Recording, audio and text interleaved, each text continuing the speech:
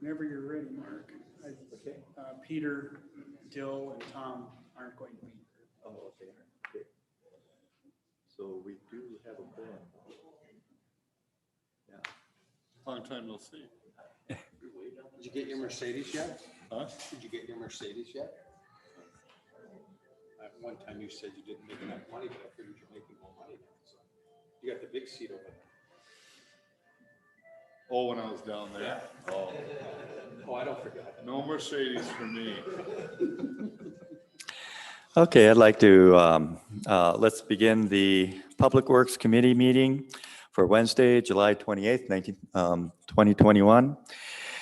And I would like to begin by thanking everybody for coming here today.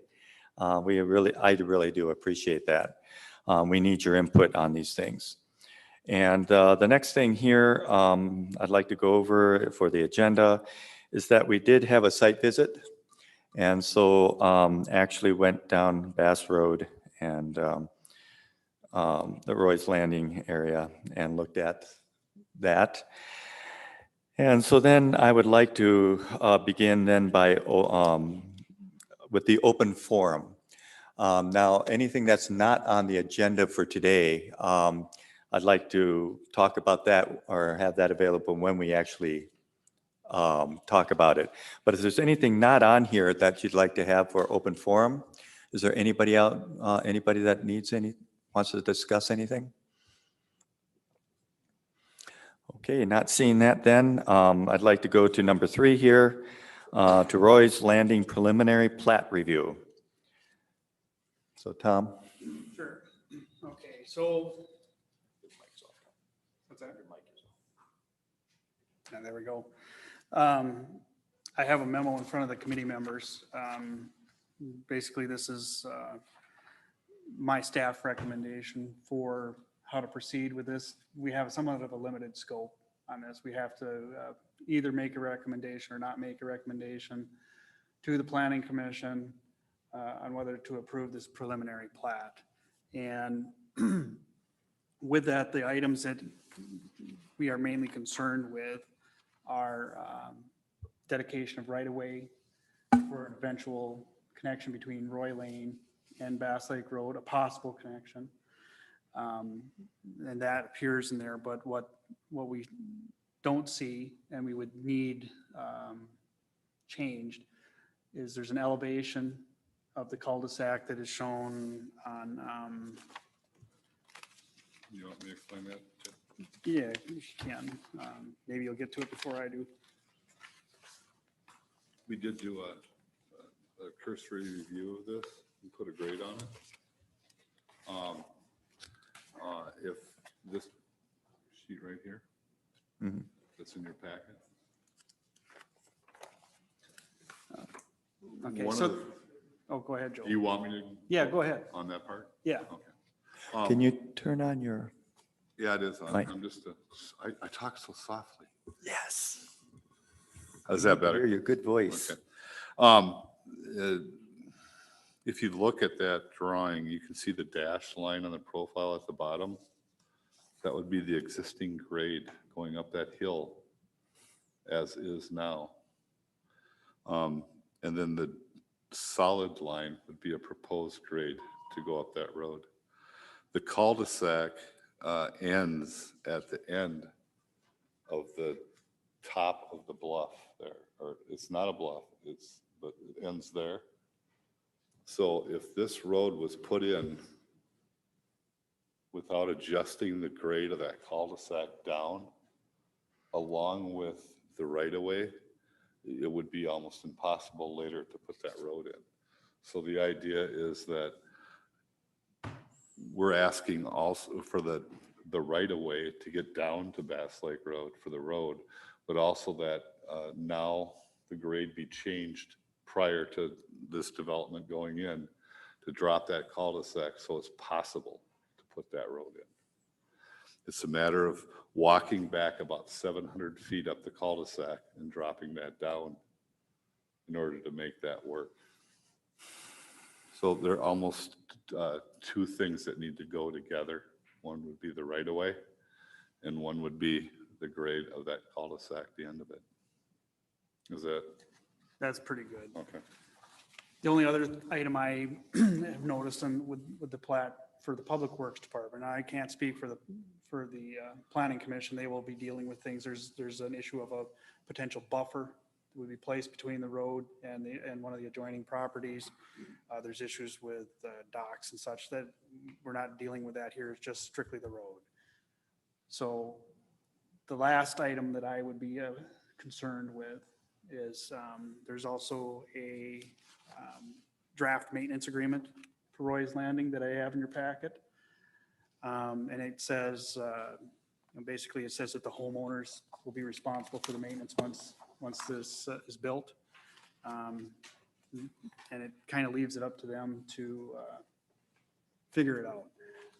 I think we'll need some kind of an association established before the plat is approved, and that would likely occur at the Planning Commission level.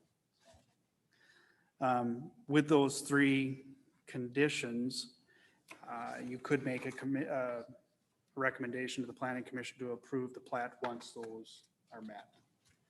Otherwise, we wouldn't make a recommendation at all, and this just ends here for us.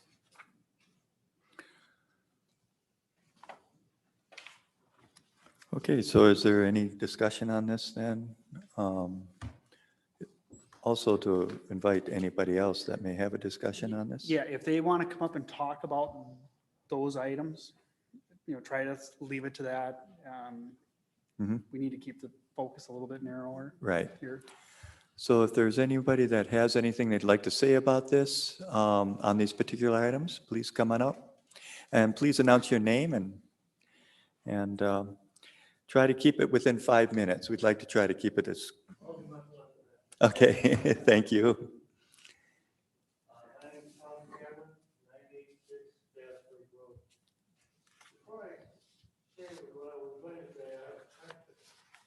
Who has requested that Bass Lake Road be moved? There is no one here that I know that has requested Bass Lake Road be moved. That would be city staff. That'd be me. Well, And the reason is really logical. It really is just an expense of maintaining the existing road versus maintaining a much shorter road going through this development, and it's paved versus gravel. well, okay. That's the only reason for it. It's not Yeah, for the it's- developer, against you, or anything like that. It really was just when you see the drawing on a map compared to the existing roadway, it has a lot of Can you hear me? advantages for the maintenance department. His microphone just isn't working online, so if anyone goes to the podium, if you could project your voice a little bit. Okay. Well, okay, I just, there's a lot of people here that don't want it moved. And I can see the reasoning why you're talking about it, but now there was talk about if it does get moved, that there would be like, there would still be a trail for walking and biking, et cetera. Potentially, yes. Potentially, well, that word is just, all of a sudden that potential just seems to go, and I get the feeling that all of a sudden you're feeding right into a different development that is required, what he originally planned for. And I just kind of question that. You made a statement that private versus a public roadway. If that is left up to the people to determine the maintenance of that roadway, and we're used to driving on a public roadway that the city maintains, I can't see what a private roadway might not get maintained at all. Okay, so to clarify, if that connection is made, it would be a public roadway at that point. Also, the width of the roadway, it seems like there was, on the drawings, it's smaller than 66 feet. If it remains a private road that doesn't connect to Bass Lake Road, it will be narrower. Should the connection get made, it will be made 4 feet wider. But the right of way will exist the same either way. It's a 66-foot right of way, so the road could be connected at some future time, long after development has been built. Also, on that one drawing, there's a 90-degree curve in there. And for as much travel as on that Bass Lake Road, I cannot see how that's a safety hazard before it even starts. I would agree with you. It's not ideal, and we would work to try to smooth that should it become a public roadway. Okay, does that mean, safety has got to be an issue here, and that, having a 90-degree curve like that on as much, I don't think anybody really here knows how much that road gets traveled, but it gets traveled a lot. It would be a very similar situation. I don't know if any of you have driven other parts of the community, Poplar, where it meets East Cullen, Yeah, meets at a hard 90 like that. but that's a city street with, it's all, Very similar. You know, there's quite a bit of traffic there too. So it works. It's not ideal. You know, people cut the corner is what happens. Okay, that's all. Okay, Thank thank you. you very much. Hi, I'm Trish Van Pilsum, 25221 Bass Lake Road. First of all, I want to thank you, those of you who are able to get out today to take a look at the area and become familiar with the terrain. It's really a special place. And I want to thank you also for letting us be here and talk tonight. My comments are going to be brief, though I do have a question based on what Tom just asked, and that is, if it does become a public road, then does the city have to pay for it, or will the developer pay for it? It depends on when that happens. If it were a public road, as the development is going in, it would be mostly on the developer, except for those parts of the road that occur outside of the property he has purchased or will be purchasing. So for instance, the 90-degree curve, the city would have to participate in the cost of that. Yeah. If more right-of-way had to be purchased.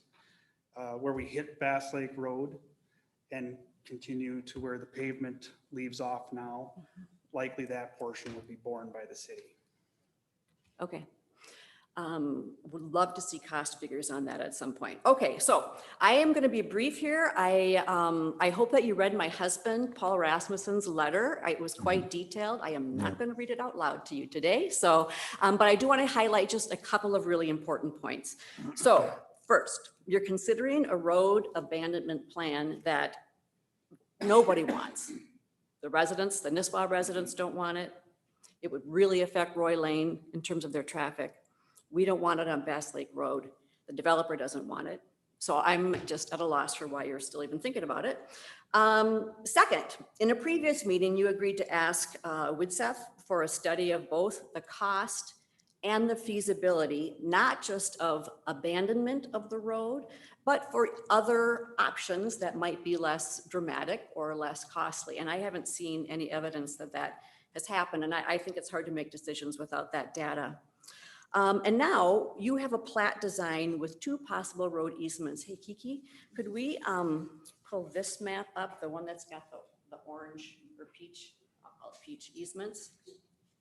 Okay, so I want to be specific and look at this map because I believe that this design with the teeny little easements where they are does nothing more than maximize the number of homes the developer can squeeze onto that land, and it maximizes at the same time the harm to neighbors, okay? So for example, Tom brought up a good point, that 90-degree curve. Widseth suggests that to eliminate that crazy curve, and I guess since the mic's not working, I can just walk out here, but to eliminate that crazy curve, you're gonna negotiate, oh, there it is, perfect. You're gonna negotiate with this neighbor so that you can smooth it out. And I would maintain that that's not fair. Wouldn't it be more fair to ask the developer, to negotiate with the developer? I get it, there's a private road, you can't force them to do anything, but to negotiate with the developer to take a different route, like, what if you came in, I'm so short up here, and swooped right down here, not touching anybody else's property. Admittedly, it cuts into some of his lots. I'm not gonna like that, but we're talking about what's fair to everybody and all people concerned. Okay, so the next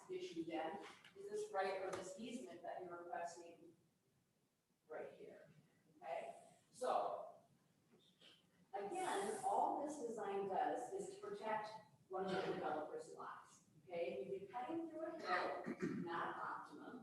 And my guess is that once you start building, you're gonna have to sweep into this.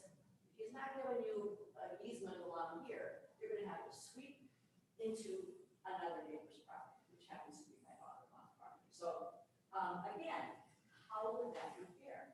So I think a safer and more fair option would be to run the road kind of like this. Right through lot 4. It's much lower grade. It doesn't interfere with other people's property.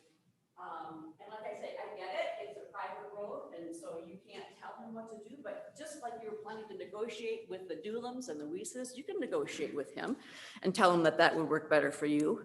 Bottom line, also, private roads have a funny way of becoming public problems after 10 or 20 years when they're not maintained and other people are using them. And if Bass Lake Road people are using that road, ultimately that will become a public problem for you guys and an expense. So anyway, bottom line is it's not your job to help the developer maximize his profits. I think it's your job to protect the interests of all the residents.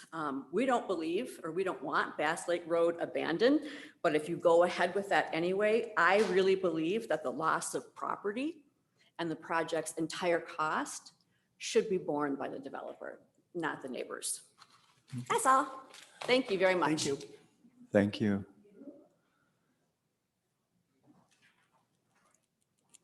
Hi, Brad Berkland, 972 and 924 Bass Lake Road. First, thank you for the work that you do on our behalf. As public servants, you don't get enough credit for the behind the scenes work that you do to make our lives better. And I really appreciate the effort and care that you put into finding win-win solutions for city and public needs. I really would want to make sure that you get thanks for what you're doing and know that the work is sincere. From my perspective, I don't want Bass Lake Road to change. I love it and would rather protect it than abandon it. I have significant concerns with the private road and easements proposed tonight.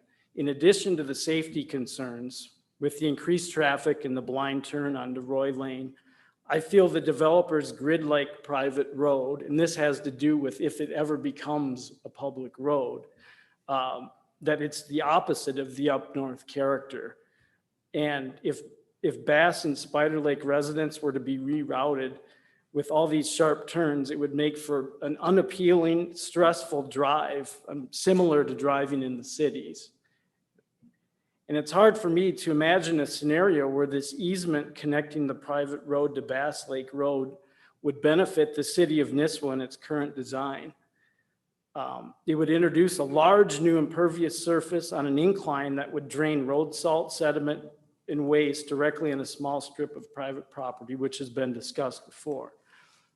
When the city of Nisswa overturned Nisswa's Planning Commission recommendation to rezone this parcel open space residential to shoreland residential, I believe it gave a significant gift to the developer and property owner with little or no benefit to the city of Nisswa.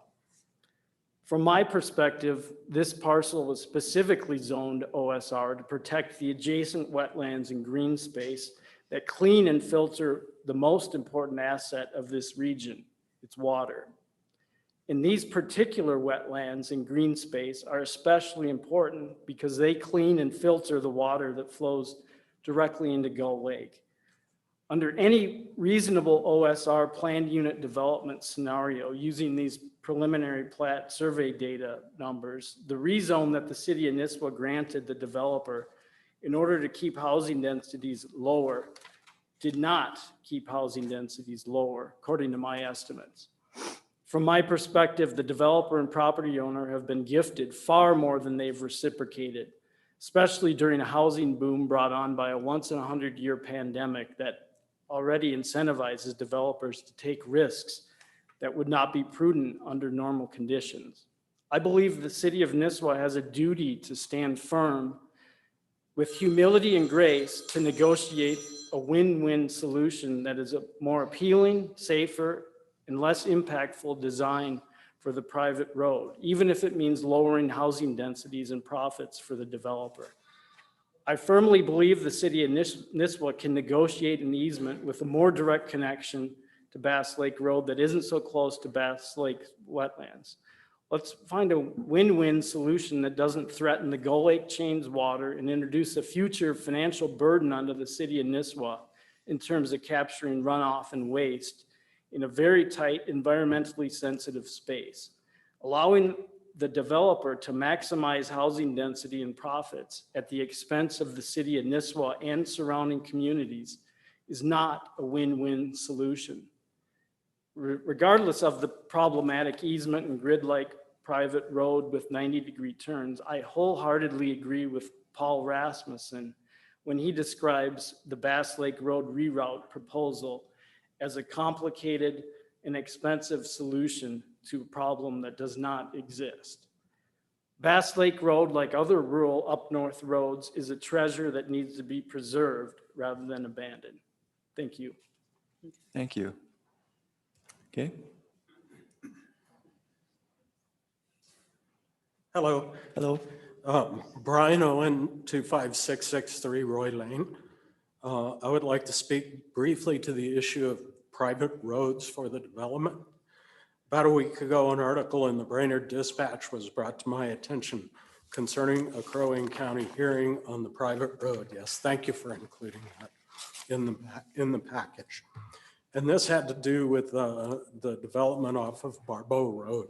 I would like to highlight a couple comments that were made in this article. Commissioner Carrig revealed that there are likely characteristics of the private road that would not meet township standards, including radius of curbs, type of pavement, and possibly the state of the roadbed. Curb radius has already been brought up in these discussions that we've had, so I urge careful consideration of this issue. Carrig continued, quote, "It's going to be a problem because all of these constituents that are here are going to say, I want this to be a township road. And then it's a struggle after the developer is gone to try to get that up to what we expect it would be." Commissioner Hooley said, quote, "Creating roads that are dedicated to the public without any public jurisdiction being responsible to maintain them is going to create problems down the road for whoever buys the lots." That's my experience. That's my experience in Crow Wing County, where we have had far too many of these private roadways, and they have historically created a problem for us. Chairman Barrows said, "It's even going to be, in a lot of cases, the original owners that appreciate the nice, smooth bituminous that's out there now that are going to be aggravated when they find out the road doesn't meet our standards." One other comment has been made to me that I wanted to urge you to consider. When a buyer in a development like this hears private road, they can misinterpret that as a road for which access is restricted to the residents of the subdivision. They may not understand that they themselves are responsible for the maintenance, plowing, resurfacing, etc. of the road. Then they will be coming to the city asking that the road be converted to a public road, which is going to be a big expense for the city. Lastly, I asked before if a traffic study had been conducted. I urge that a traffic study be conducted before the city commits to these subdivisions. Otherwise, the cost to maintain or upgrade Roy Lane and Upper Roy Lake Road to support the added residents may come as an unexpected surprise. Thank you. Thank you. Is there anyone else?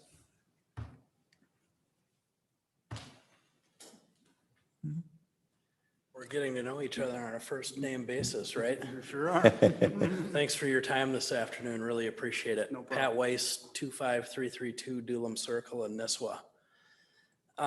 Couple of concerns, and I know you're very narrowly focused, but I just wanted to reiterate them in the public format.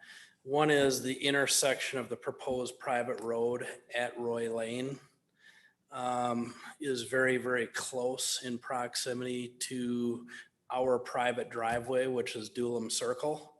And I think in a normal situation for city street planning purposes, you wouldn't want intersections that close.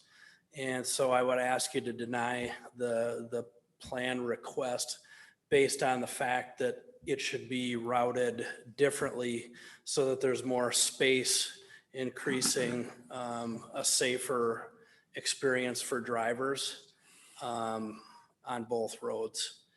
Second is with Dulam Circle being a private drive. Once you turn down Dulam Circle, there's no way to get back out with either without either backing out, which isn't safe on a little 10-foot driveway, or actually coming in all the way to our property and my cousin's property, which is something that we don't want.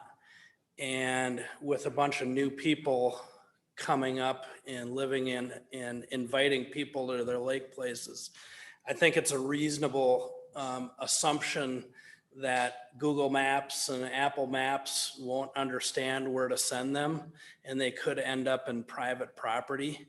And so that's just a real concern for us.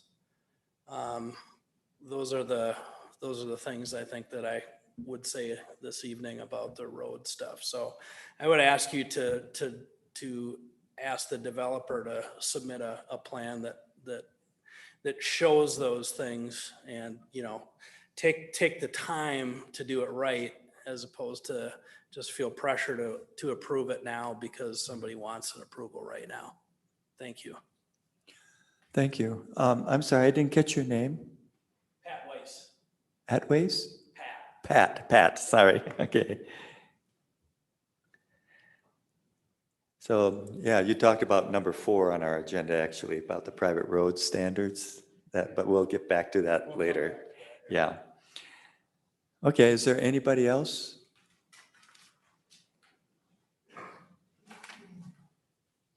Pat. Hello, everybody. I'm Rob Habercorn, 1002 Bass Lake Road. And thanks for the opportunity. When we started this road discussion, when I first heard about it, there was 3 options. 1, to leave it alone, Bass Lake Road. 1, to maybe make some improvements to Bass Lake Road. And 3, to redirect it. And I think a lot of effort's gone into, and it's like Paul Rasmussen said, it's a complex issue. But the cost of each of the options I think would be an important piece of information for making the final decision on which way to go. And that's been sort of minimized up to this point, and I'm sure it has to become part of the discussion at some point, but it would be, I mean, if we're chasing down a redirect or something, say we're looking at the most expensive options, what's the source of the funding? You know, is that a city general fund? Inside the development, this road would be built at the developer's expense. If the connection were made as the development's going in, that part would be borne by the developer. So we would have just a very short section the city would have to build. Yeah. I can't tell you what that cost is because we haven't done the engineering to figure that out. Anything that we would do to improve the existing Bass Lake Road would be significantly more expensive. Obviously, there's a base correction would have to happen before you could pave it. There's a slope stabilization that would have to happen. And both of those alone would far exceed just building that short section of road. Now, leaving it the way it is obviously the cheapest thing that can happen. And it is an option, but it's not something that we've actually studied. At this point, what I'm looking for is preserving the possibility to make a connection, because I think as this room is demonstrating, there's not a lot of interest in making a connection at this point. I think that could change with time. I think that there's a big objection just to the development that's happening. Once that's done, I think it would be easier for us to have a discussion of what to do with the road. Unfortunately, it's going to cost us more money to do it at that point. What brought this to everyone's attention was the development. It showed a road that nearly made the connection. And so as any logical person sitting in my chair would do is say, well, if we go a little further, we have a connection that would allow us to abandon a piece of road that's expensive to maintain and never will have a good chance of becoming a paved road versus something that we could make paved. That was how we looked. That's why this came up the way it did. As far as cost estimates to it, if we were actually going to build the road, you would see detailed cost estimates coming forth. And then the source of the funding, I mean, is it just assessed to the people along the road? So this is where it gets confusing, and I can't speak for the city council, but I have had conversations with the city attorney. Obviously, most of you folks live in the city of Lake Shore. Right. The city of Nisswa doesn't have a taxing authority for the city of Lake Shore. So I can't speak for how the cost would be shared with you. At this point, it would be probably borne by the city of Nisswa to make that connection, the rest of the connection. All right.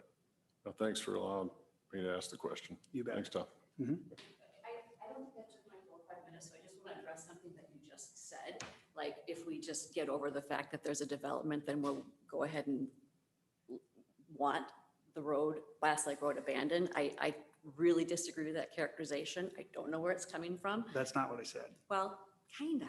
No, But that's the- not what I said. Okay, I said we tell me- would consider, we would have the ability to consider Mhm. building a connection outside of all the other contention with the development. Right. So the answer could still be, no, we're not going to do anything. We don't want to deal with it, and it would just go away. Okay, so the other point that I wanted to make is that if you approve this plat now without the easements that I believe would make a more fair connection, if you decide to do that, it's too late. You know, there are going to be houses on that land. You'll never be able to go back from that once it's approved and built. Thanks.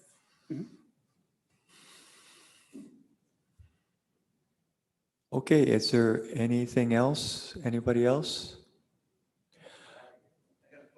Sure.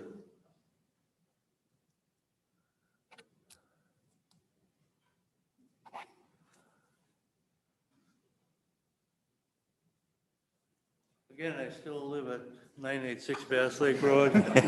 My name is Tom Cameron. Rob brought up a good point when we talked about the three options. And they're saying, well, to bring the road up to city code is gonna be super expensive.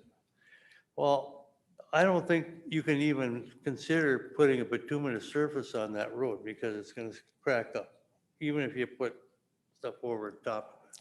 You're talking about Bass Existing Lake Bass Road? Lake Road, Yeah. yes. So isn't there some way, I mean, the city says, okay, we have our standards, this is what we have to go by, but there's exceptions to every rule and there are variances that are given in a lot of situations. You mentioned Poplar, that's a dirt road. Now No. you, No, it's paved. oh, the other way, to Church Street, I'm sorry, Church Street, It's a little bit of Church Street today is unpaved. right. Is that 66 feet? I'm not sure. I'm not sure about that portion of it. The main part of it is. But I just really would like you to consider some way to keep Bass Lake Road. Like I said, other than Tom, I don't think anyone else has really said we want it moved. So a lot of people do like that road and would like some way to maintain it, you know, so in its current location. Thank you. Thank you. Oh, Tom, I do appreciate the work you have done on the road too. Thank you. I appreciate that a lot. It's, you know, lately that was graded, it's had chloride put on it. It's really been pretty nice now. It's a Thank great you. gravel road. Thank you. You bet. Okay, as if there's anybody else, if not, what I wanted to do was to, if we had any questions, like Cam or Galen, if you had any questions or anything, comments? Okay. Tom, you and I talked about this a little bit, but how many miles of gravel road do we still maintain in Nisswa? So the city maintains total about 1.8 miles. And how much of that 1.8 miles is Bass Lake Road? I want to say that it is 0.8 of that. Do we have intentions of doing the rest of that section other than Bass Lake Road, making that into paved road? Down the road? We've been whittling away at the amount of gravel road every chance we get. So this would be to bring it up to the standards that the rest of Nisswa is at now, ultimately, if we were to go through and connect this to the end of that cul-de-sac. So if we were to make this connection inside of this development to Bass Lake Road and do that pavement through there, this would bring this up to the rest of the standard that Nisswa paved roads are already at now. Yes. Okay. I don't really have a question, but, you know, we've been in listening to these folks, and, you know, I understand that the developer's reasons for wanting to do all this, but I have not heard one person from the city of Nisswa that wants this. And I cannot think that every person that lives on these roads says they don't want it, that we cannot listen to them and find a different solution. I don't think when you have 100% of the people saying no, that we should even consider yes. So I just, that's just my thoughts on it. I agree with you, Cam. I will say this. So prior to this development being proposed, nobody knew that. Nobody knew, I mean, from the management of the city, nobody knew that they wanted to maintain a gravel road. right, but it's this development coming in that has brought all this up. So a guy buys the land, decides he's gonna build all these houses in there in an area that these folks have lived for years and generations, and they like it this way.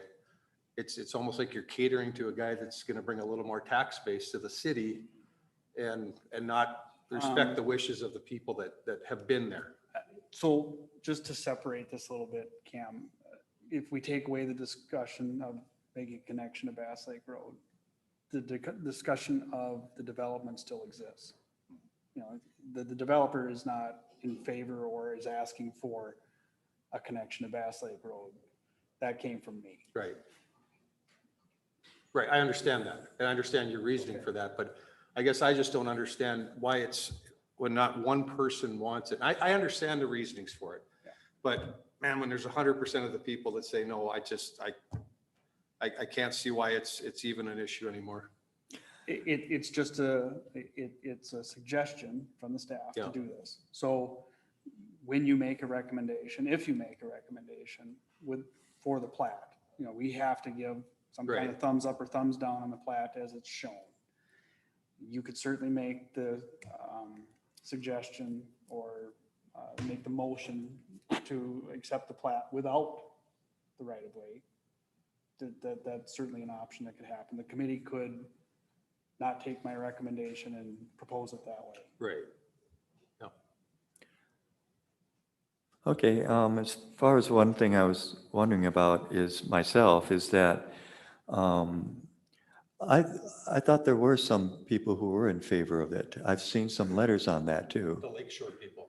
The Lakeshore people, yeah. If I could just clarify that, there are some neighbors who have complained about the road, but they have specifically said that they don't necessarily think abandonment is the answer. Mhm. So I do have emails and letters from folks in Lakeshore on Bass Lake Road who do want the road paved and they do want the connection made, but they don't want, they want to remain anonymous. So I haven't shared Yeah. their, That's public, yeah, which I have requested multiple times. they asked to remain anonymous. So until I'm legally forced to do that, I'm not going to share it with you. Okay. And then as far as addressing what Trish was mentioning about the 90% degree, you know, that curve, the reason for that is because it's a different property, is it? Yes. Okay. So to try to, you know, smooth that out, make it less of a curve, the only way to do that would be to purchase the other property? Either that or redesign the road within development. Either that or what? Or redesign the roads within the development, which would likely reduce the number of lots, buildable lots. Okay. Oh, could you talk to the mic? She can't hear. So what I said was, is if the road was redesigned within the development, you would lose buildable lots. Right. So it seems that the discussion really is, there are many of us many people that do not want that change at all. And basically what we're saying though is either to try to develop, make it a paved road for Bass Lake Road is almost really very, very expensive. I remember hearing that, like six-digit figure. To make Bass Lake Road a paved road would be a seven. Seven, okay. And then as far as leaving it alone, we could do that easily too, and just keep doing it. And I've driven down that road. We went there too, and it can be pretty bad, especially in the spring. It's like that. So Trish and let's see, it'd be Trish and well, just ask Trish, why is it that you really don't want to abandon that road? Well, just to clarify, way before the development ever came up, we have always loved that road. We don't think that we should pay the price, well, I mean, now that the development has been proposed, well, for a whole bunch of reasons, we don't believe that the easements that are in the design plat right now are good enough to accommodate the actual abandonment safely. We believe it will dramatically increase traffic on Roy Lane, and that traffic study still has not been done. Mm-hmm. And we don't think there's a need for it. Mhm. We all bought places there knowing it was a gravel road. I know the complaints are like, my car gets dirty, or, things like that. And we don't think that's worth completely rerouting traffic to accommodate. And to be clear, we also are concerned about the other part of the easement, the upper part of the road where you acknowledge that the concern would be cutting into the number of buildable lots, but my argument would be that you have to consider also the impact that that's going to have on the other neighbors. Like, why should they give up land if the developer's not willing to give up land to smooth out that, Mhm. that 90-degree corner? Okay. Does that answer your question? Yeah. Mhm. Yeah. Joe, correct me if I'm wrong, but if I look at the topography on that map of the proposed properties, the 12 of them that are there, if we did change that 90-degree corner, wouldn't we have to do a whole lot of change on the topography because of its slope there? If we took away that one property on block 2 to smooth out that corner, wouldn't you be looking at a hillside there that you would have to change in order to put a road in there? Block 2? Yeah, That we wouldn't be able to go against the bluff. that's what I mean. We'd have to we can't use that. Right, that's why I was saying that trying to smooth out that corner, that 90-degree by sweeping it out further where that house is proposed, you'd be going out a lot further into that terrain to try to make that happen. And that wouldn't be feasible to do. That's why that road is constructed the way that it is. It's because of the topography of that area. It drops right off Right, and feeds itself into the bluff. So Yeah. But if the road started as far as it could to the north on Roy Lane, it came in through, I don't know what lot that is, maybe 6, 7. It wouldn't be a 90-degree corner. So you're saying to swap the access into that development where it is now proposed to, I want to say the north side of lot 7. So you'd swap the 66-foot right away for there and put it there, and then those two properties would split, the road would split there and come through. Okay, you'd go up to a T then. You would have to cut across lot 2 in order to make that smoother, correct? Is that what you're looking at? And that would diminish the property of lot 2. Because it probably significantly cut it in half. Am I wrong? Yeah. Well, But it would solve the 90-degree corner. It would solve the issue of two intersections too close together on Roy Lane.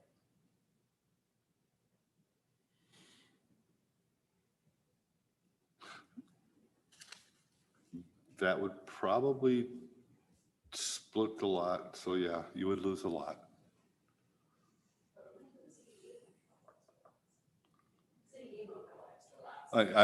That's not what I look at, yes. But you're throwing that out there as something to be considered, a loss of a lot. I'm not throwing it out there, I'm answering a question. Thank you. Mr. Chairman? Yes. I'm sorry, my name's Kevin McCormick with Land Design Solution. I work for the developer. I wasn't planning on speaking today, but I've been listening to a lot of this. And one thing I think that we're losing sight of is we didn't ask for this. We didn't ask for these easements. I don't even want them on the plat. We looked at that. Everything that these folks are telling you is true. It's the one thing we agree on. Trying to bring this up into that steep gradient, you're not gonna lose one lot. How are you gonna get into the other lots at $300,000 a piece? That's called a taking. That's illegal. What we've done here and what we pitched to the city council that they agreed upon was a quiet subdivision with a private road. It is morphed into something we never asked for. We're trying to give you some means to go for. You're obviously have some resistance to that, and I don't blame them. We looked at this roadway. We wanted to come up that way. We abandoned it because of every single issue they have brought up today. Where are you going to put the water? How steep is this going to be? You're going to have massive retaining walls, or you're going to have roadways spread out and road topography altered by 100 feet, which entirely goes against your ordinance when it talks about roadways meeting natural topography. That changes everything. And we couldn't do it, not in any type of scenario. That's what we told the council. This is a private roadway.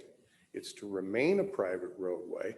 Comparing Crow Wing County's ordinance to this ordinance is apples and oranges. I've been doing this for 44 years in this county. Crow Wing County doesn't have a standard. You guys do. It's very simple. Private roads must meet city standards. That's what we're doing. We never intended this to be a connecting road. It's not a good scenario. It doesn't work well, and that's not what we told the city council. So we're moving forward. We're moving forward with the 90-degree corner on a private roadway 20 feet wide is not an issue.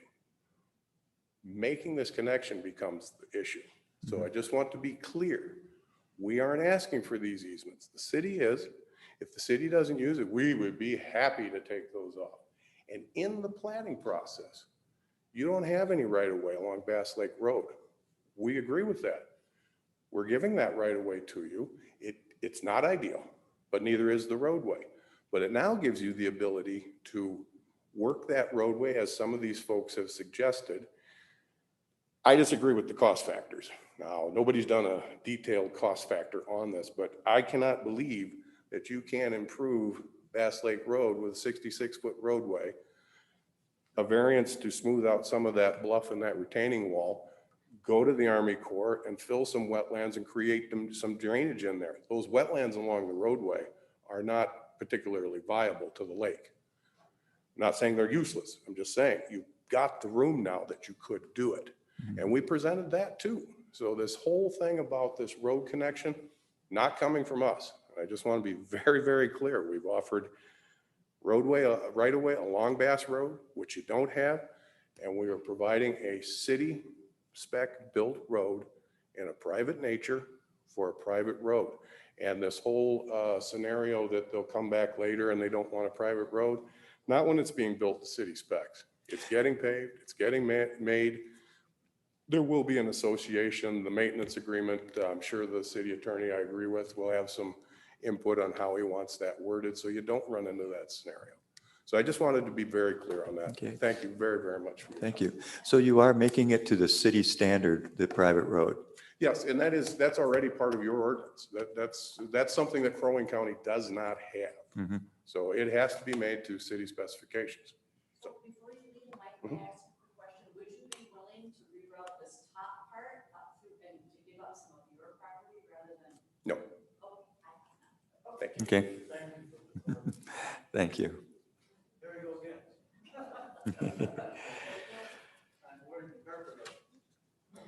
Okay, so, oh,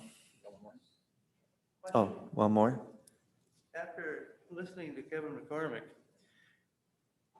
that was one of the things that I had brought up at one of the meetings long ago, is I would, if I was the developer, I would sure be willing to give you the right of way to the existing Bass Lake Road rather than go up through my development. Right. And that hasn't been really discussed until Kevin just brought it up.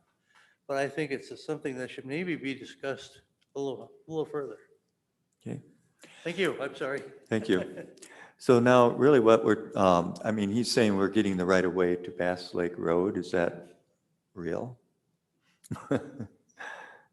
That's part of the property itself. Not that I'm aware of, but Yeah. in It's- all honesty, we don't want it. Yeah, right.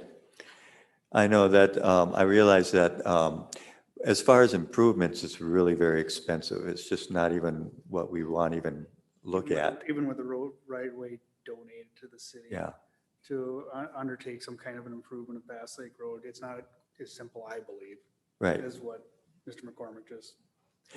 And so, and then the road that he's saying is that he will make it to city spec, so at least that won't be an issue if it becomes public later on.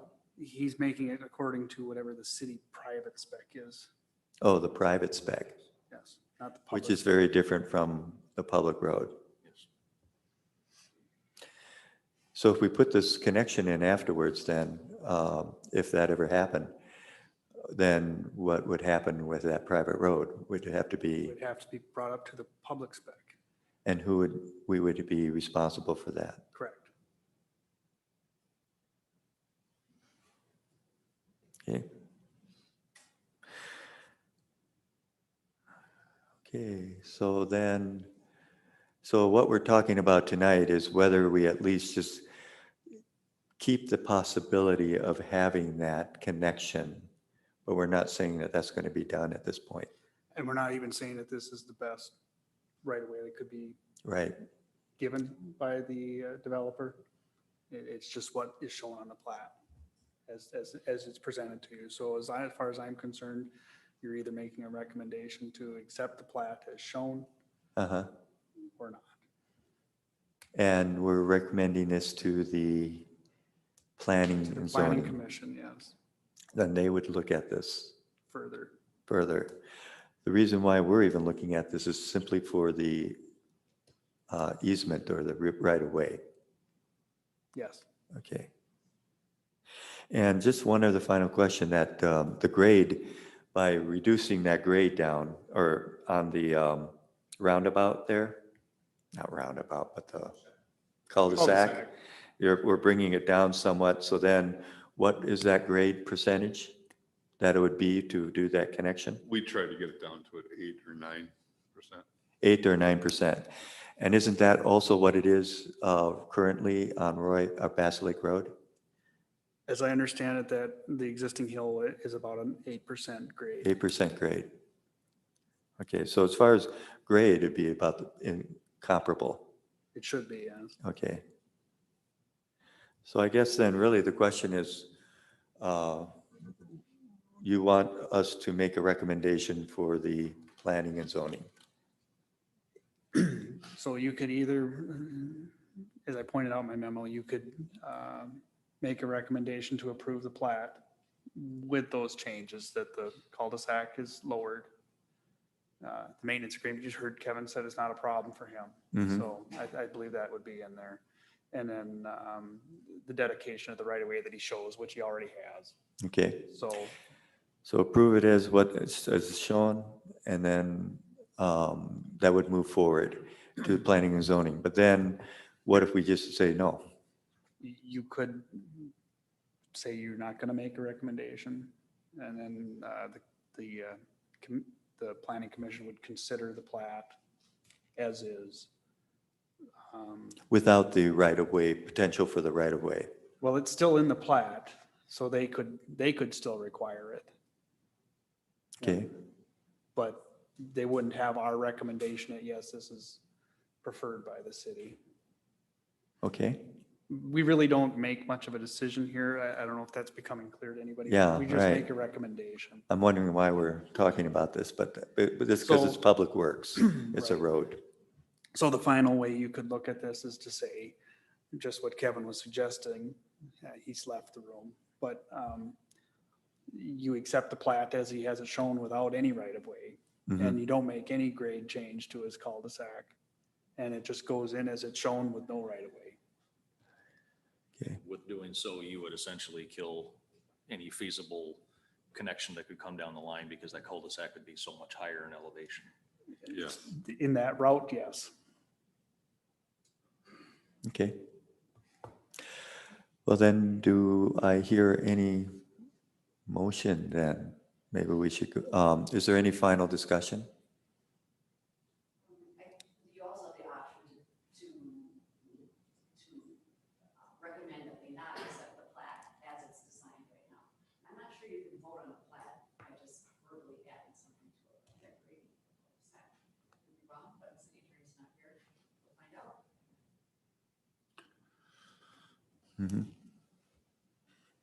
Okay, so, and is that a third option then, I guess?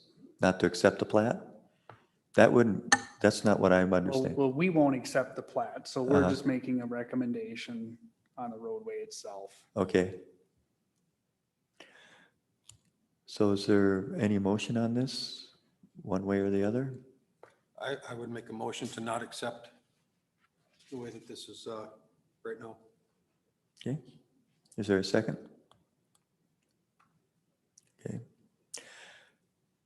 Then, I'd make a motion to accept the plat the way that we have, to leave it open for possible future expansion. okay. And then, I guess, as far as flexibility, to be able to bring it down some more so the grade would be better for possible future expansion, I guess I would second that too. So I guess there's the vote then. The recommendation then would be that we're going to vote on is we accept the plat as shown today.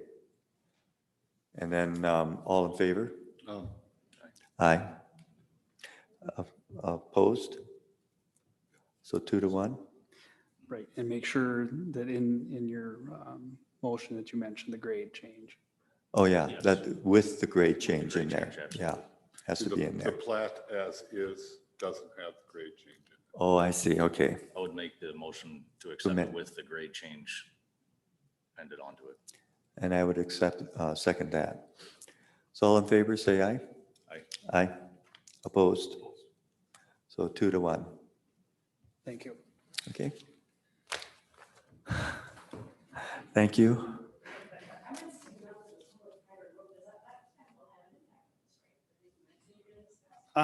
It will not have an impact on this project. Now, should the developer withdraw this project and somebody new would come forward with a project, likely we will have a new private road standard in place before that. Do we know if he's even purchased the land yet? As far as I understand, the purchase was contingent upon the plat approval. Ah, okay. I can't speak for that Yeah, specifically, right. but I think that's how it is. Okay. Okay, well then that's, thank you, everybody. And as far as number 4, So I like- number 4 should be a very simple discussion. Right. If you notice that you have a black and white memo here. And so really what that is, I also included a copy of the article that you see up there. The county's going through a very similar situation. So as you may have gathered from our previous discussion is that our public road standard and our private road standard are not the same. Right. And the county is facing that as well with their township. And so what's happening is developers prefer to put in developments with private roads because they can do that more cheaply. Mm-hmm. And as far as they're concerned, the roads last long enough. By the time a road is an issue, the developer has moved on. And Yeah, it that becomes a problem for the homeowners at that point. Yeah. Now, So it sounds to me like it'd be interesting. I mean, we should have the same standard as our public roads. that's what I'm asking for or proposing is that our new private road standard should encourage that new roads built are the same as a public road and actually are public road. Mm-hmm. If you're a taxpayer in the city of Nisswa, you're essentially paying the taxes to get plowing and crack filling and all of that. Right. Don't you want that? Well, they do, but they don't get a vote when the houses are being built because They come in afterwards. they come in afterwards. Right. And so what I'm asking for is that we get a proposal from WSN to redo our road standards to get that scenario where they're virtually the same, forcing most. to Can put we in do public that roads. for this particular job as well? It Be in unfortunately time? can't be made retroactive, so it won't apply to this development, although this development did initiate this. The article that you see from the county was Right. coincidence. Mm-hmm. It came after that thought, Okay. but it does feed into this and it describes the problem very well. So what is it that, so the proposal would be, we'd have to have it written up for us to look at, right? Exactly. So really, this is mostly a discussion at this time. I think we're in agreement that there should be a better private road standard. Yeah. And so all we're going to do is make a recommendation to the city council to get a proposal from Widseth to review both our public and private road standard Mm-hmm. and make them more comparable to encourage more Okay. public road construction. I think that's, is there a motion for that? I'll motion that. So to make the public and private roads regulation, have the council review that and to come up with changing the code maybe? Is that how to say it? Really, we're going to get a proposal from Widseth. Mm-hmm. The council has to ask, and for that we can't. We Yeah. can only make the recommendation. So we're making the recommendation that the council ask Widseth for a proposal Mm-hmm. to review all of our road standards. Yeah. And Would you second that, Cam, or? Okay, then let's vote on that, and all in favor say aye. Aye? Opposed? wonderful. None. Thank you. Okay, thank you. We will likely be looking at that proposal from Widseth at our August meeting, is what I'm hoping. Yeah. Maybe September. Good. I'd like to, yeah, we need to get that, I think. It's really surprising that we allowed it to go at a different standard up to now. It has to do with personalities on the council, former planners. Some of the resorts in the area much preferred a very open private standard. It gave them flexibility. Mm-hmm. For private resorts, I can somewhat see it because they actually maintain their road. But a developer is coming in and putting in 12 plots. Once he sold the last plot, he's moving out and going to Florida and he never maintains it from there on out. Exactly. Just to make a point, when we talk about association and we talk about what the private residents on a private road they would need to pay association fee if it's a typical one. But even with a good developers agreement, those can go wrong. Then it can still go back to the city. Sure. So they're unless there's a good solid hold on that they will go back to the city. Yeah, I just don't see any downside to making it even across the board. My personal feeling is that most associations are weak at best, and they don't, they really aren't favorable to the homeowner in any way. You would, I mean, in the cities, you know, association fees for, a lot of times those are dedicated towards mowing and maybe the garbage, stuff like that. But, you know, there's a certain amount that has to be put, that should be put aside in a good agreement to rebuild that road in 20 years, you know, And or most at of least those an overlay. associations are not run by people who understand the Right, cost. so of there's nothing governing it if it's Right. going to each individual resident on that street. Right. And not an association. Yeah. Then comes time to repave the road, they go call Tom and ask for the road to be paved, and Tom has to tell them, it's not our road. And that's a typical situation. Yeah, no, I think this makes a lot of sense. Yeah, if one of our committee members, Peter, was here tonight, he could tell you how good an association is, the development he's in. There was one in Avon. And there was one in Avon that I lived in too. Well, there was one in St. Michael that I was associated with that it totally went back. On that particular case, the roads were not adequate and they were built bad. The sewer and water were going under buildings. I mean, it was bad. Now, you don't have that problem with this development. I understand that. Right. But it's that concept of that generally can lead to generally leads to the bill of the city. Right. You get a little cut down on potential. St. pitfalls Joseph, 10 I'm sorry, years down St. the road. Joseph, and they got caught with that one. Yeah. All right. Okay, so then why don't we go on to number 5 then, if we're done with 4 here. Schaefer's Grocery Corner Development Progress. Okay, so basically with this one, what the progress is really our next item, and that's lift station 12. We have a proposal for a feasibility study that's in your packet. And that really is the big item for Schaefer's at this point. We're also moving forward with a water system. Last council meeting, you saw that the council took some action to get a feasibility study for the water system that would be a part of that. And then we're still looking into getting together with the county and with the state as far as the roads go. So we'll have more information on that coming soon. But so if you bear with me a minute, I'll find my proposal for the lift station.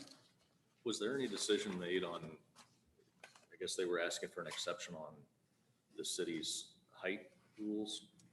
So that would come from the planning commission, and to my knowledge, they haven't addressed that yet because the plat hasn't been presented yet. Okay. So I'm not sure where that stands. That'd be a good question for Brittany. Okay. Yeah.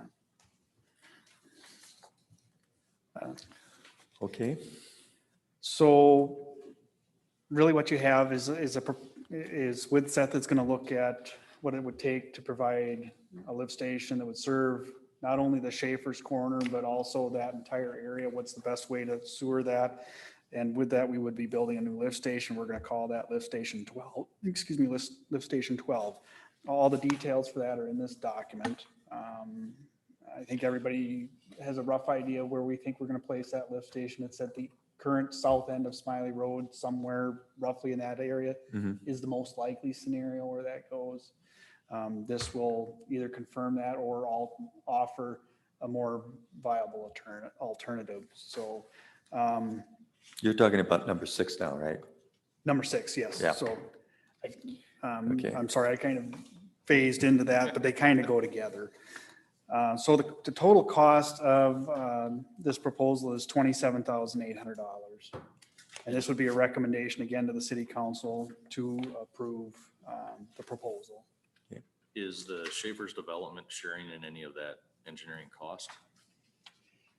This is a study for the whole area. Yeah, so what will happen is this study is at the city's cost.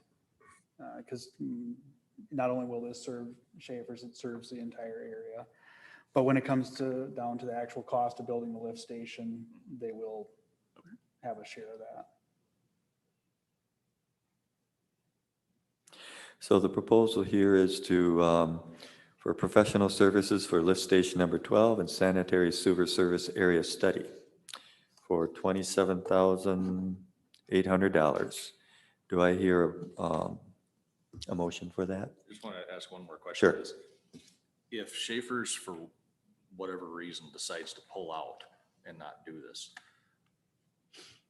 would there be any reason to put in a 12th lift station? There could be. This lift station, from all the concepts that we've seen earlier, there's a concept from 2005 that still exists.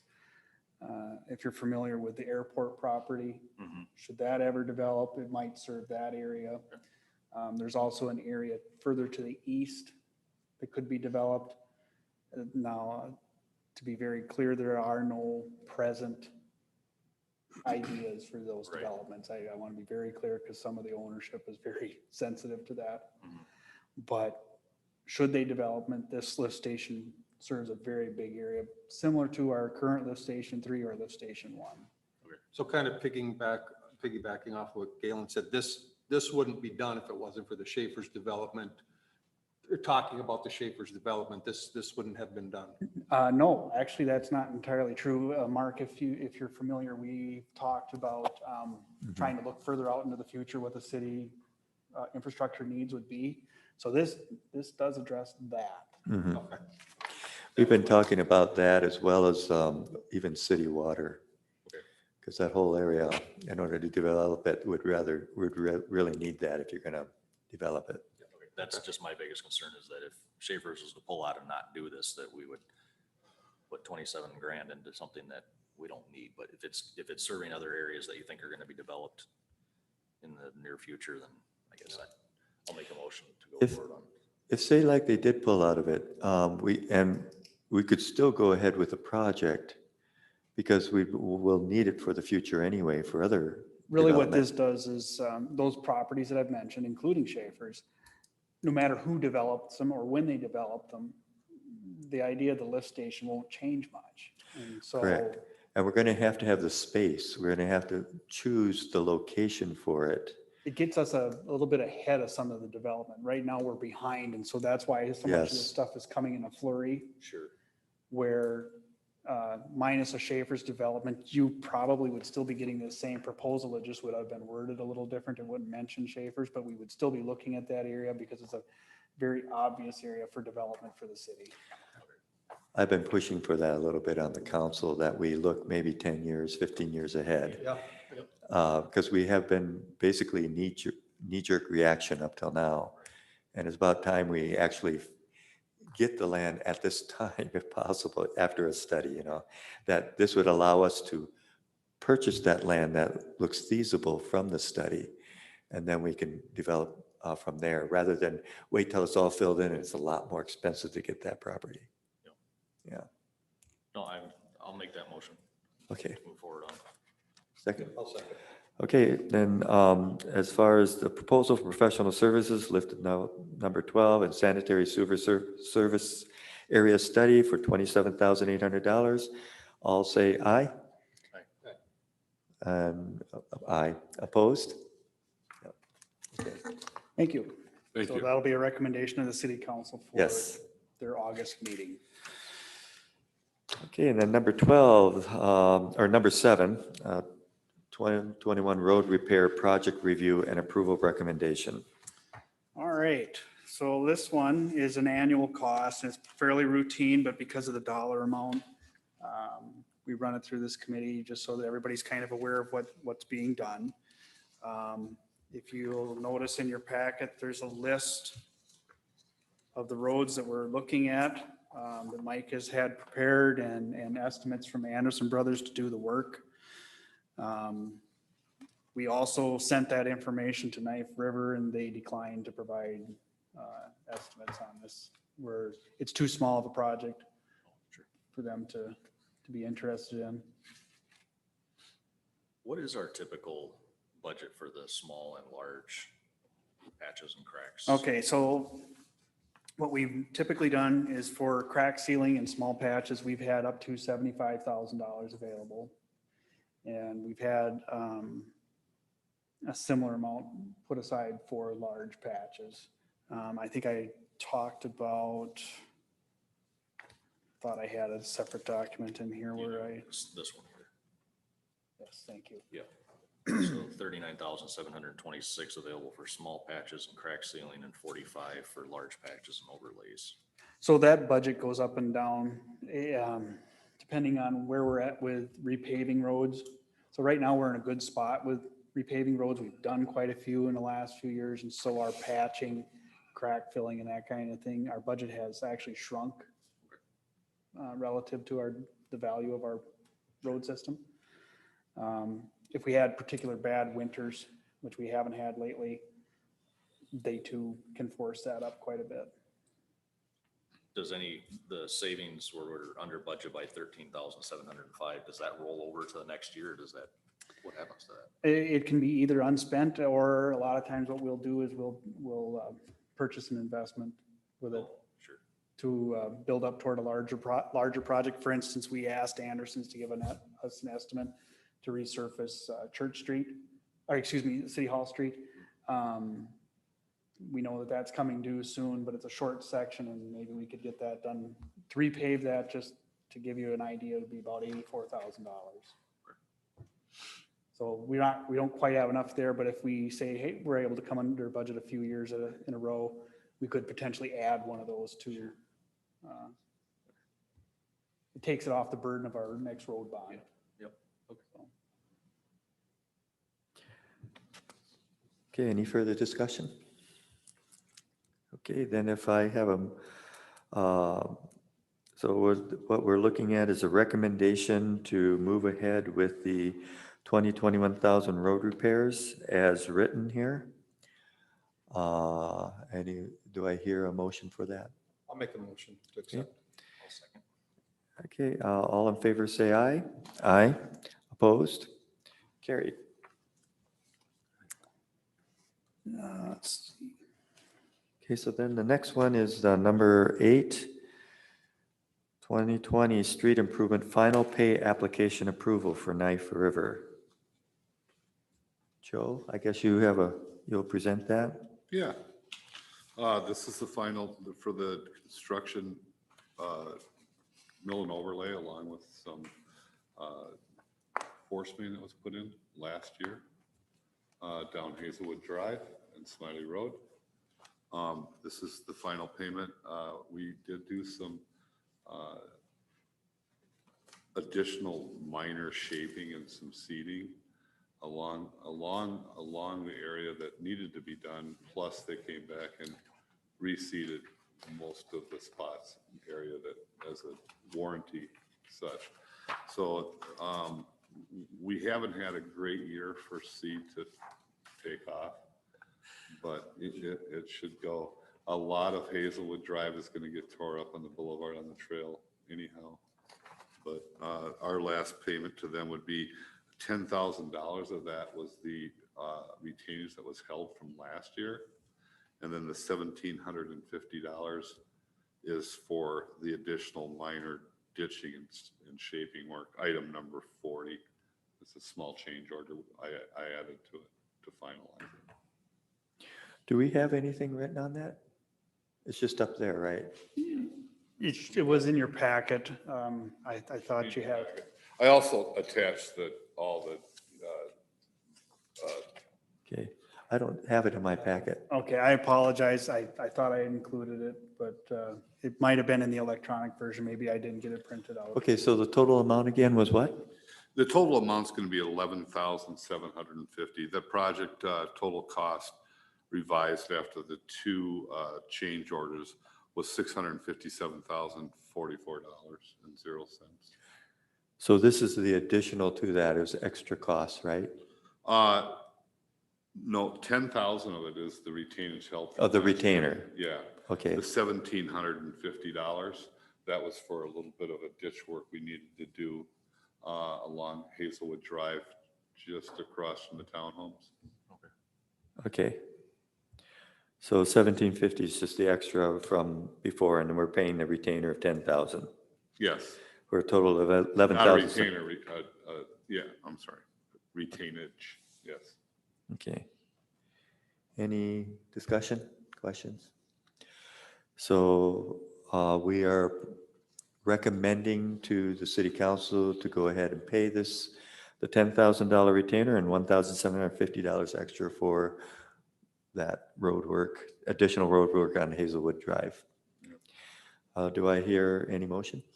I'll motion. Second. Then all in favor, say aye. Aye.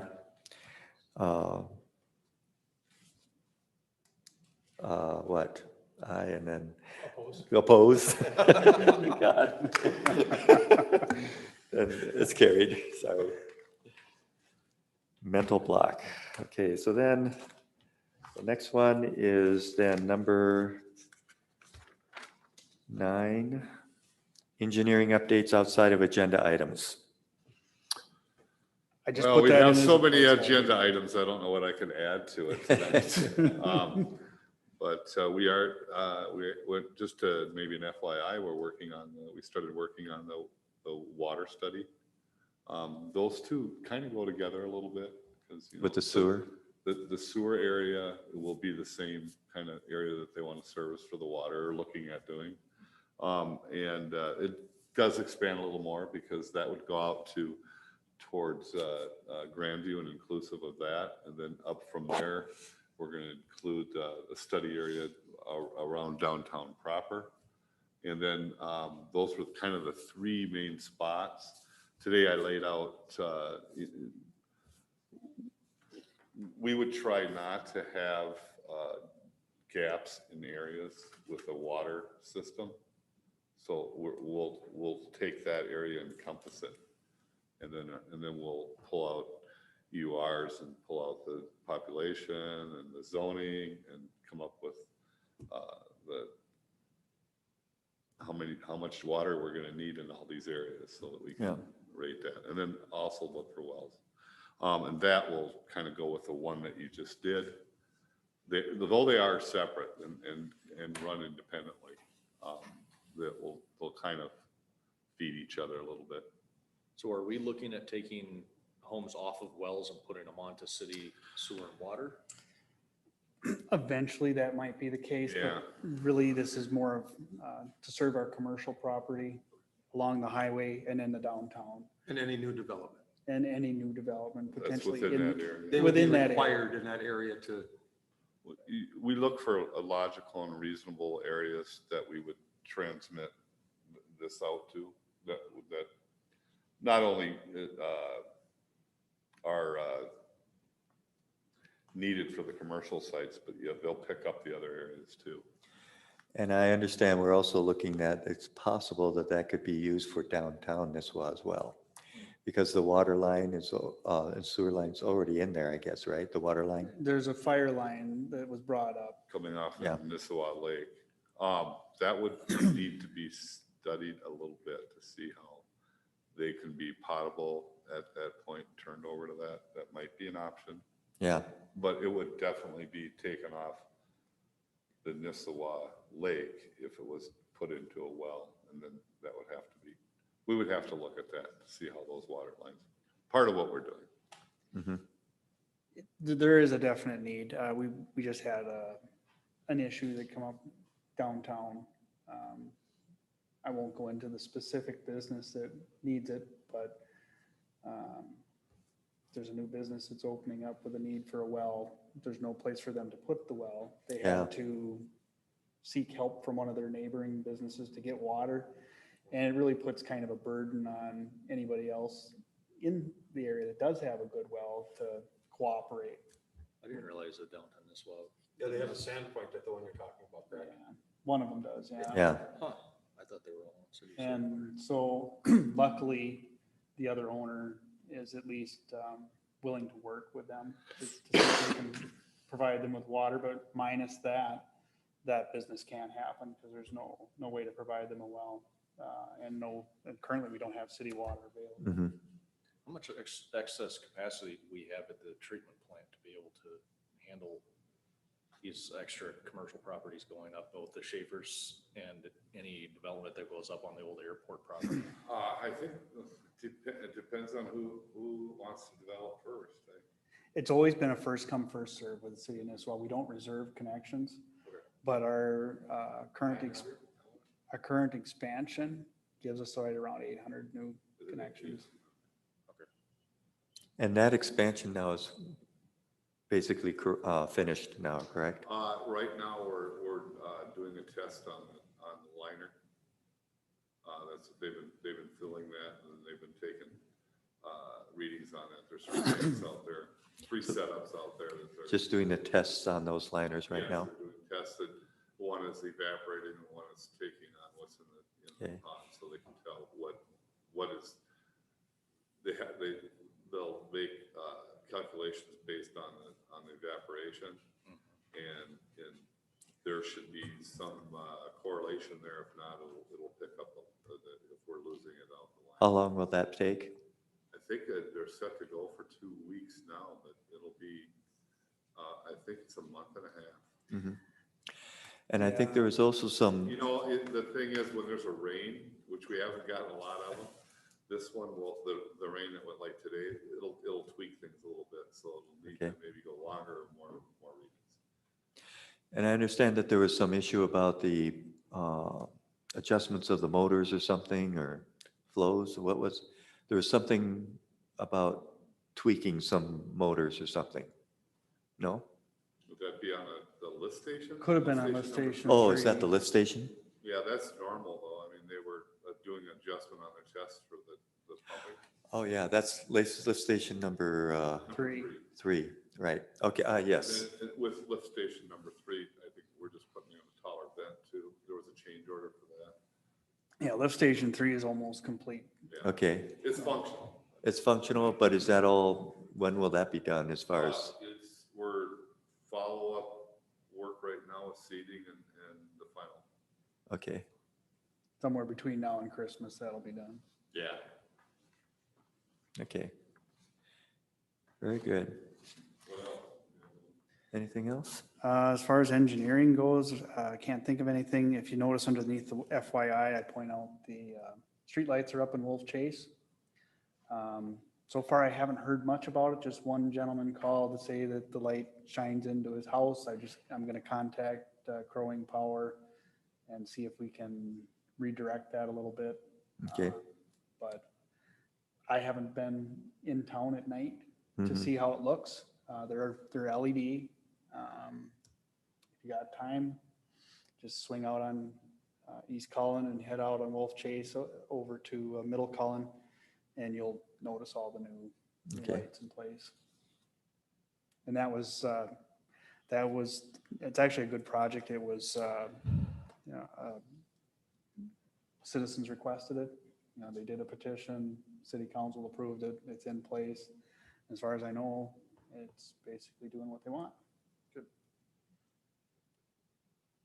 That's it.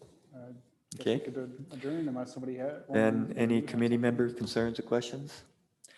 There was one thing I did want to bring up, and that was, I brought this up at the council, but I've had some complaints about that intersection by the post office, that it's very difficult to see when there's a lot of cars parked there. I noticed that there's some sort of barrier now put on some of those parking spots close to that corner. That's been there for 2-3 years now. Yeah, and that doesn't help. It just, you got to go out a little further for the cars that are parked there. I mean, I use that probably 3-4 times a day. Yeah. And you just inch your way out and that's all you can do, especially if you're in a car. I'm Yeah. in my van or something, it's not so bad, but if I go in there in the car, it doesn't matter. People aren't driving 20 miles an hour.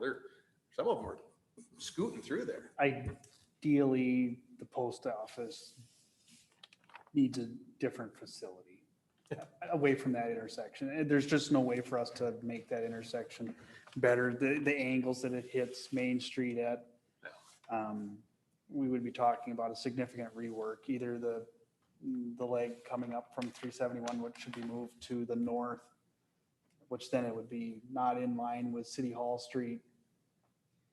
No matter how we redesign it, it's not ideal. So What about just designing the parking, for example, like we are having golf carts now. Maybe have that like a golf cart parking area. Here's the problem with that, and this is why I suggest that the city try to work with the post office to move into a different location within the city. Mhm.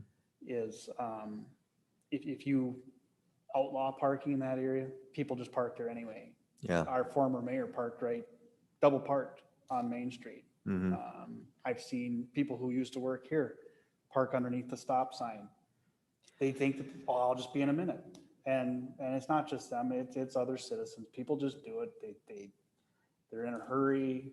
They maybe are elderly and they don't want to walk. And it's right there. Mhm. And it just, This might even make it a little worse, not from a point of visual, but from a point of parking is what if we made it parallel parking in that area? That would make it worse, less parking I don't space. know. Yeah, that You know, would be a disaster. we've talked about studying the entire downtown, the alleyways to improve, Mhm. one, the parking and traffic flow.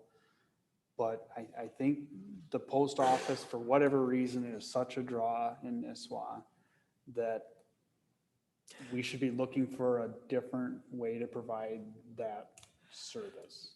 Well, I don't, Where there's a drive-through possible for your people who are handicapped and don't want to get out of their car, they could pull up to a window. I don't know if the post office would ever provide a service like that, but maybe the city could work with them to somehow. but it seems to me it's not just the post office, it's also the new restaurant there. I mean, there's a lot more people parking there. But the phone calls I get are not about the restaurant. They're always about the post office. Always.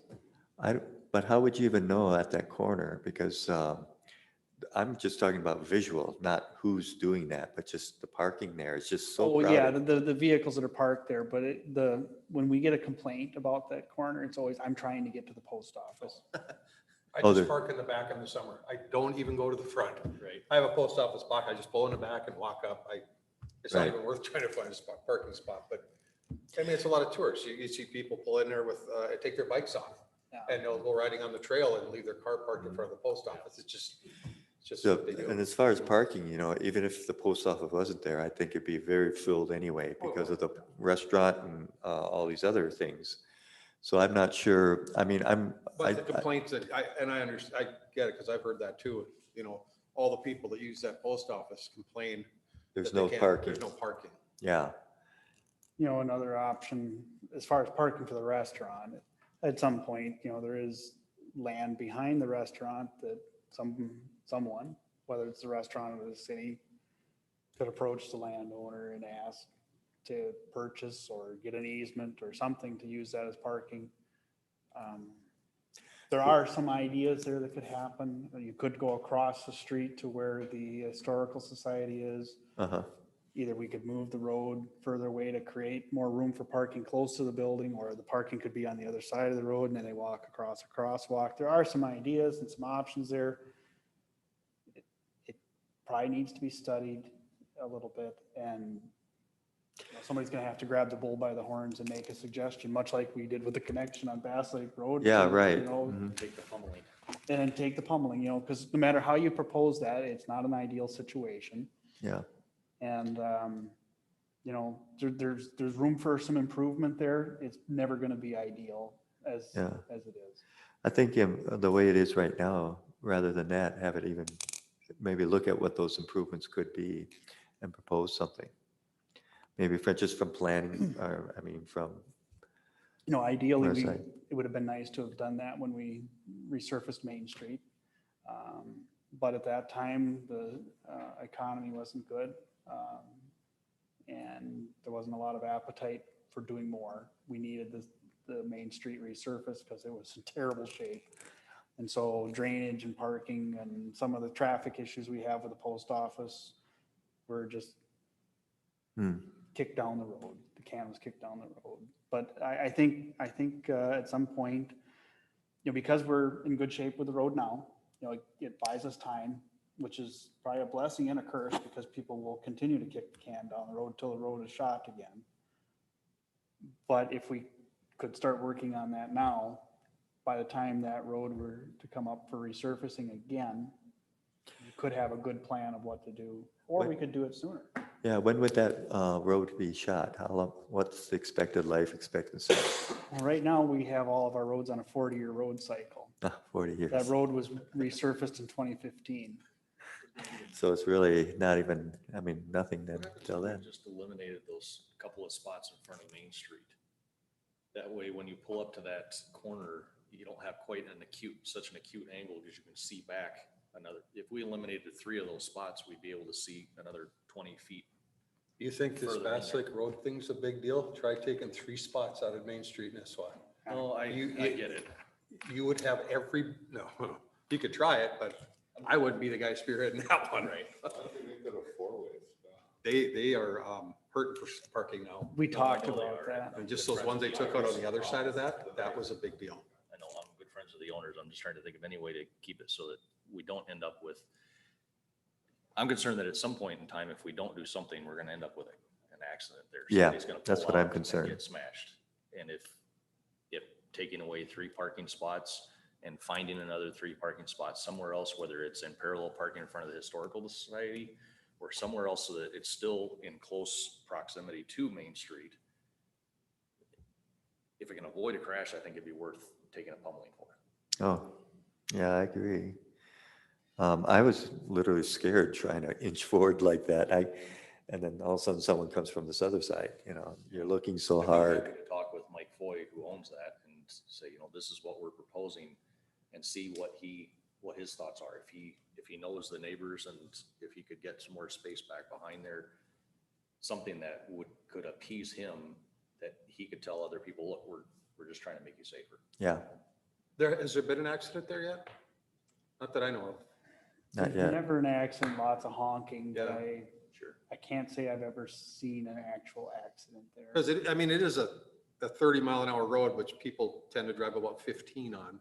I mean, every once in a while you get a guy coming from the hardware store that's kind of flying, but Unfortunately, I don't want to be the one no. that has to say that some little girl on her bicycle Yeah, was killed. That's more, I'm not so concerned about a car hitting a car causing a fatality. It's more somebody on their bicycle or walking and somebody's looking off to the right and doesn't look to the left and hits somebody as they walk or bikes in front of Yeah. their vehicle.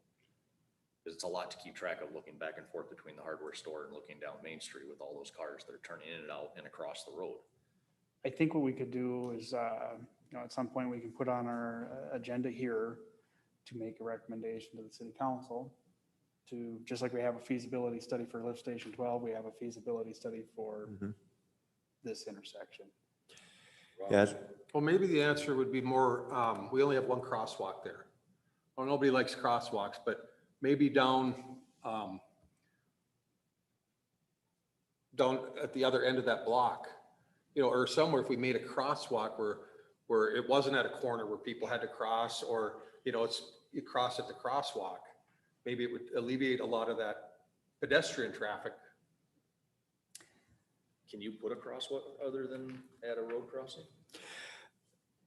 Well, Yeah, there would be I one. think- Now, one thing I noticed when I came in here earlier at 3:30 was nobody would use a crosswalk. They They're don't. walking all over. Right, the right. place.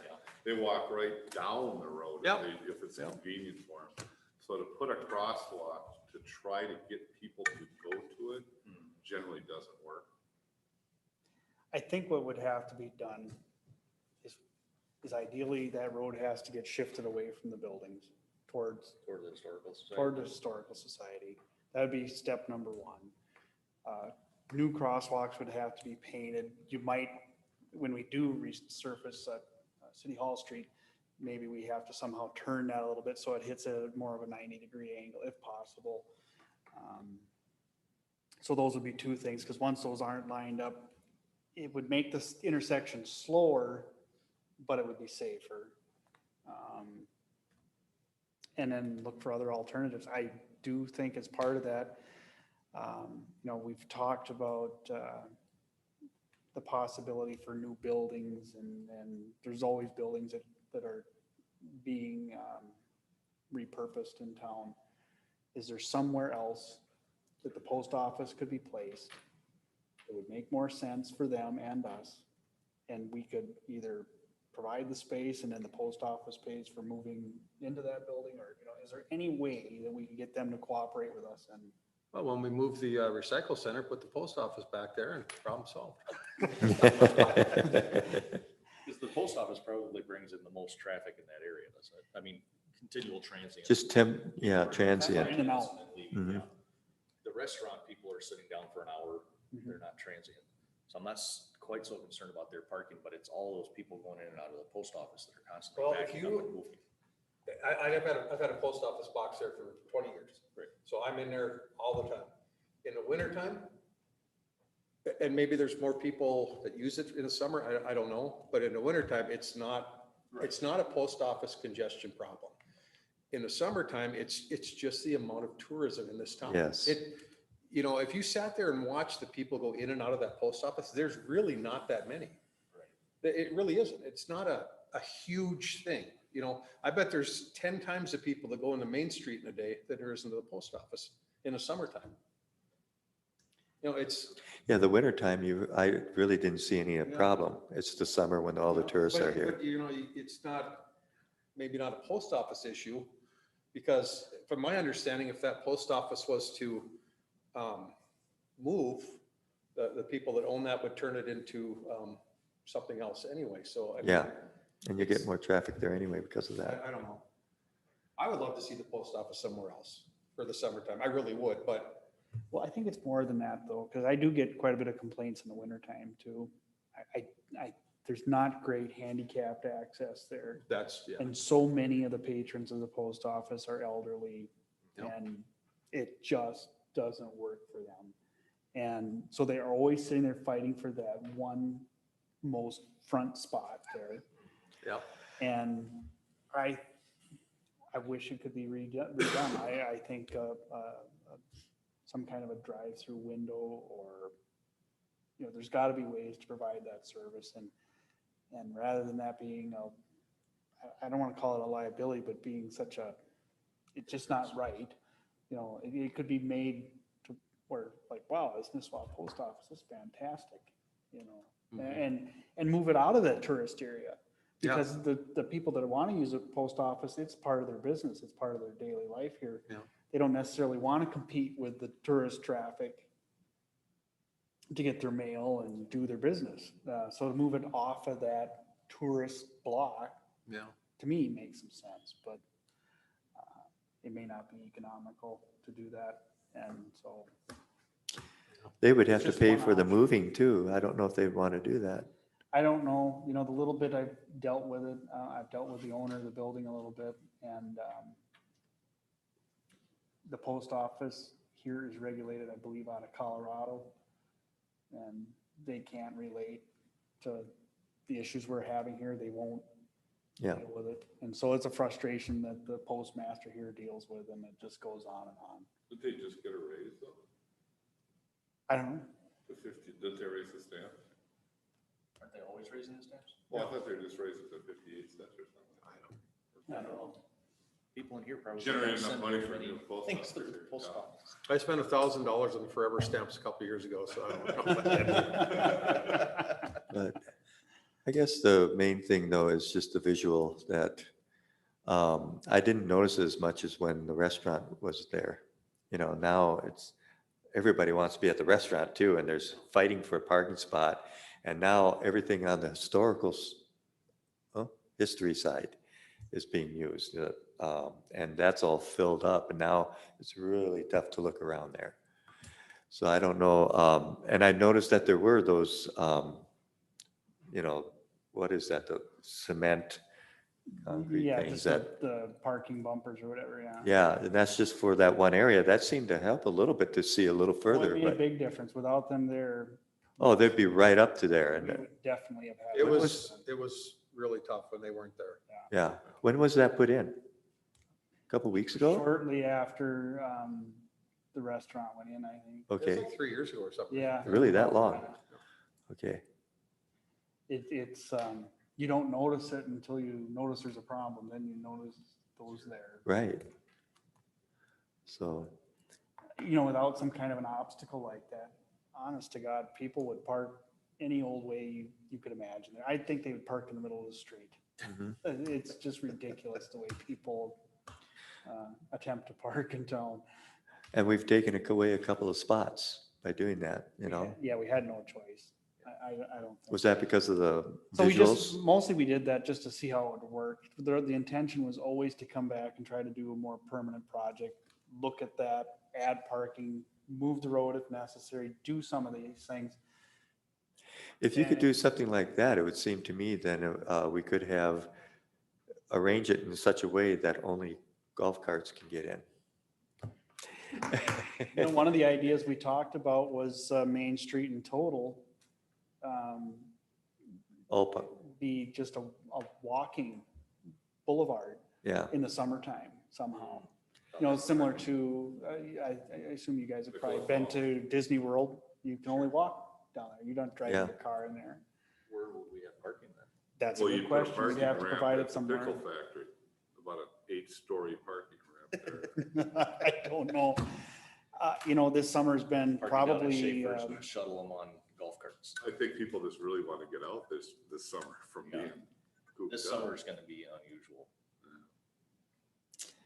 if it proves to be the norm, we're probably gonna have to look at something might be. extreme. More and more people are coming here too. You know, I don't know. Okay, that's my concern. Maybe I'd like to, well, we can talk more about that later, but I wanted to bring that up. Anybody that has ideas, just bring them up. Can we advertise that there could be parking at the school? At least during the summertime, it's not utilized for anything. I mean, it's only a block away. think you'd have to consult with the school district. Well, during the day, they do have quite a few activities. In fact, just about every day they have summer schools. They have a lot for the kids. And the elementary schools, they do have quite a bit going on there in the summer. You know, there's people that park in the church parking lot. There's a Yeah. large open area there too, but there again, it becomes a walking issue and people just aren't willing to walk. Well, I'm wondering more if the parking spaces in downtown Nisswa turned into more of a handicap type space. So the people that did have handicaps would actually be able to access it. People that were able to foot it, if we could work out something with the church and with the school where people could park half a block away. I don't know. Maybe, Idea to throw up. I mean, you could try just about anything. Okay, shall we, is there a motion to adjourn? I make a motion to adjourn. Second? All in favor? Aye. We are adjourned. Thank you. Thank you.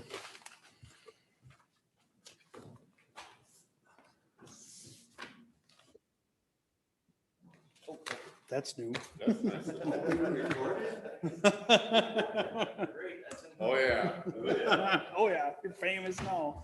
That's why you should wear your tie. Yeah, exactly.